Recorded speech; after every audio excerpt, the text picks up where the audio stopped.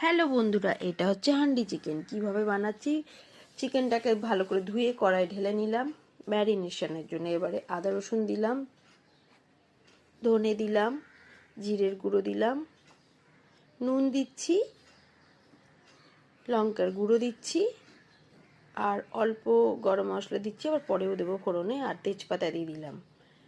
আর tomato paste করে রেখেছিলাম, টমেটোটা দিয়ে দিচ্ছি। পেঁয়াজ কুচি করে রেখেছিলাম একটু বেশি করে, ওটাও দিয়ে দিচ্ছি। আর অল্প করে সর্ষে তেল দিচ্ছি, দিয়ে ভালো করে মেখে নিচ্ছি, ঠিক আছে। আর হ্যাঁ, আমি একটু হলুদ দিতে ভুলে গেছিলাম, তাই একটু দিয়ে দিচ্ছি। দিয়ে মেখে নিলাম। এবারে আমি গ্যাসের চুলায় মাটির হাঁড়িটা বসালাম, ওর মধ্যে একটু সর্ষে তেল দিলাম, আর এই যে ফোড়ন দিলাম। ভালো করে ফোড়নটা নেড়ে ঠেড়ে নিয়ে আমি মাংসগুলো এবারে দিয়ে দিচ্ছি, ঠিক আছে। দেখুন, দিয়ে আমি রেডি করলাম। এবারে আর একটা ছোট্ট ফ্রাই প্যানের মধ্যে অল্প সর্ষে তেল দিলাম, কারি পাতা দিলাম, ভালো করে ফোড়ন দিলাম, দিয়ে আমি ঢেলে দিলাম মাংসের মধ্যে। ওটা টেস্ট। আজকে মাটির হাঁড়িতে এই যে